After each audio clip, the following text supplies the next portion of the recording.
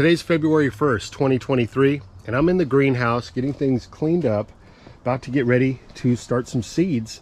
Thought I'd bring you guys along today, but first just wanted to show you, I picked up these two little citrus trees the other day at my local Home Depot. This is a citrus lime, the Mexican lime, and this is a Meyer lemon, and each one of these was only $19.98. That is a good price this year on fruit trees. So if you haven't yet picked up any bare root or potted citrus, avocado trees, pomegranate trees, get out there and make it happen. Time is of the essence. They're going to run out before you know it. I went to a local nursery, picked up a larger citrus tree than this. It was in a 5-gallon pot. It was $100, my friends. So the price of getting some of these plants has gone up tremendously. With that being said, still an excellent investment, so go ahead and pick yourself up some fruit trees.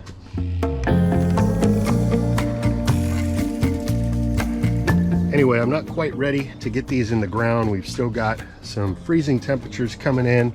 These citrus should be able to handle what's on the way, but with that being said, I'm just going to go ahead and give them a little bit more time here in the greenhouse, protected.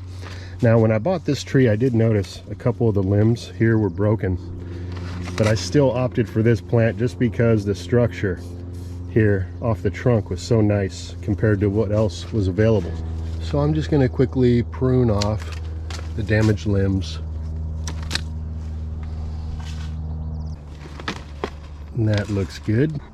So far, just like I said, getting organized and cleaned up in here, getting set up to get my seeds going. You can see we've got a comfortable 68, 69 degrees in here. It was about 75 before I opened the door.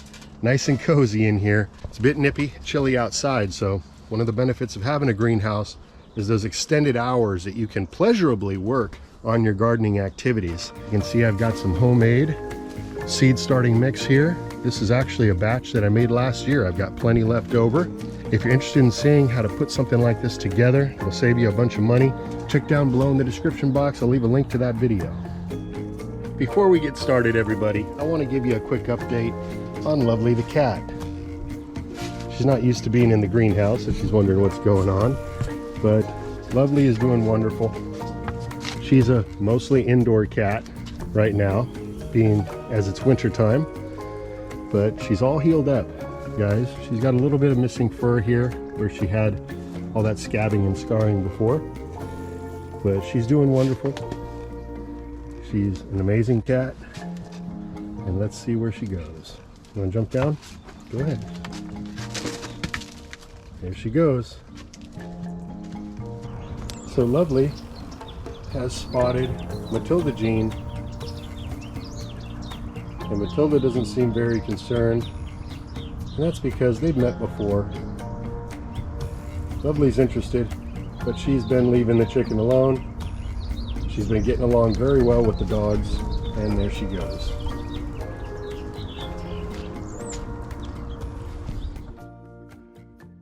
So before I share with you what seeds I'm starting today and why, I just want to give you a quick update on the heat sink, the spa that I put here in the greenhouse last year. Did a wonderful job heating the greenhouse.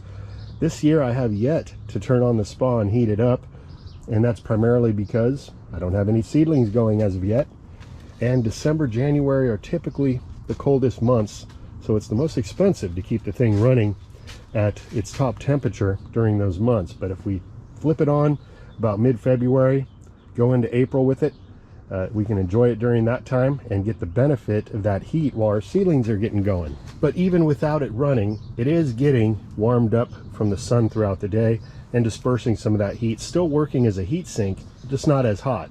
So today I'm going to be starting some tomatoes and lettuce. Now, if you're interested in knowing exactly when's the best time to get your seeds going wherever you're located, you might want to pick yourself up one of these. This is the Clyde's Garden Planner.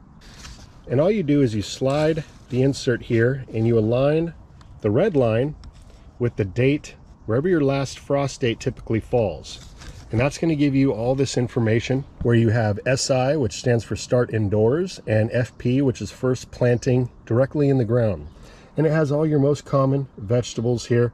This is the spring chart. You can turn it over. And it has a fall chart on the back. Really handy little thing to have around. So our last frost date is supposed to be March 15th, so I'll go ahead and line that up right about there. And if we look at the lettuce, it says start indoors February 8th. We're about a week early. That's okay. We'll get those started today. Broccoli is another one that could be started today. Tomatoes says start indoors on the 22nd. So we're about 3 weeks ahead of schedule on that. That being said, I have a greenhouse here. So I'm not too worried about getting going a little bit early. If you don't have a greenhouse and you're just growing some of your plants indoors on a windowsill in a corner of a well-lit room, probably going to want to hold off a little bit. And by the way, if you don't have a larger greenhouse setup like this, a little small setup like this can do the job for you just fine. And I want to share a quick tip with you when it comes to preserving and cleaning your greenhouse plastics. This one here has gotten dusty and dirty being outside, so I'm just going to use a little bit of dish soap and water and wash this down quickly. And you can just let it air dry or wipe it down real quick. And this right here is the secret sauce. This is 303 aerospace protectant. This will protect the plastic from UV. It will help to prevent fading and cracking. It will repel dust and dirt. I like to buy in bulk, save some money, and then fill a spray bottle. And we will just spray down on the plastic.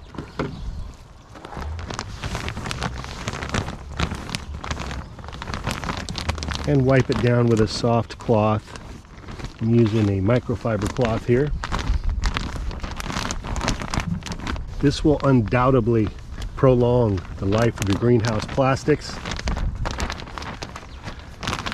If you do this, especially at the end of your season before you put your greenhouse materials away, you should get years of usage.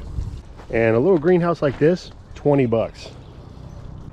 I did the same exact thing last year before I took the plastic down, gave it a good cleaning with the 303. And this material is still like new, going on its second year. This greenhouse has withstood high winds, 40 mile per hour plus, heavy rainstorms, everything that's been thrown at it. This has got to be one of my best gardening investments thus far. All right, so back to the seeds starting. We're going to get these seeds going here in the greenhouse, and it's as easy as 1, 2, 3. Let's take our seed starting tray here and fill it with our seed starting mix. Not worried about the clumps.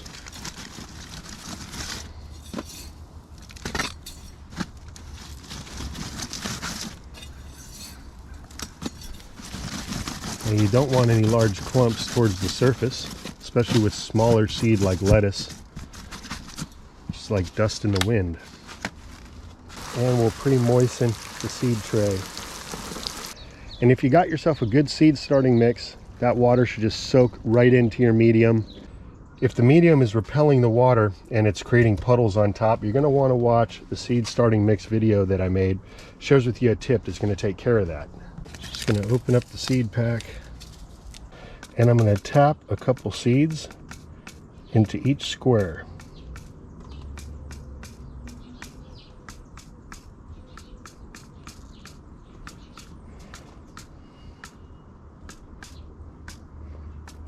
Sometimes 3 might fall out, even 4, that's fine.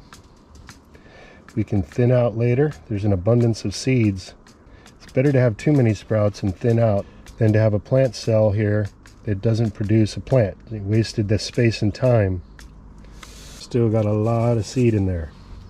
Now 1/8 of an inch is all that's required to bury a small seed like lettuce seed. So typically what I do is surface sow the seeds like you saw here. I might just tap them down just a little bit.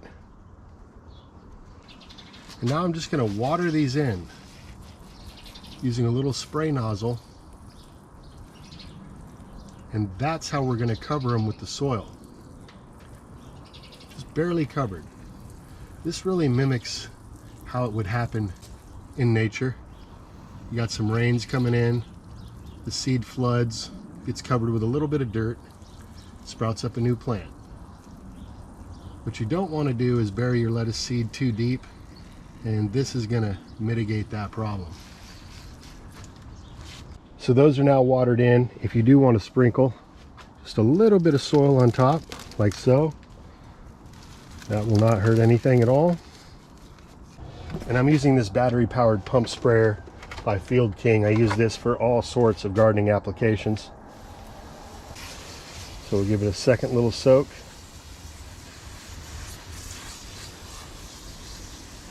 And place a humidity dome over the top. And my lettuce is now planted. And I'm going to essentially do the same exact thing with the tomatoes. I'm not going to sow quite as many plants, so I'm not going to bore you with the same exact process here. But that's how it's done. That's what I'm going to be doing today. You can see how quick and easy that was. And this is why I always try to remind you guys, spend at least 10 minutes in your garden every day, weather permitting, of course. If you can get out there and get just one thing done, you will be amazed at what you can accomplish in just one gardening season. My 10 minutes today, I was able to clean off this whole potting bench here and get some seeds started. I'm gonna actually continue to work out here, because what you're gonna find happens is you get pulled into a task and you find that you're enjoying yourself and you just keep going and going. But 10 minutes in the garden a day will help keep the grocery store away. That's gonna save your pocketbook, my friends. Grab one of these monsters for my smoothie.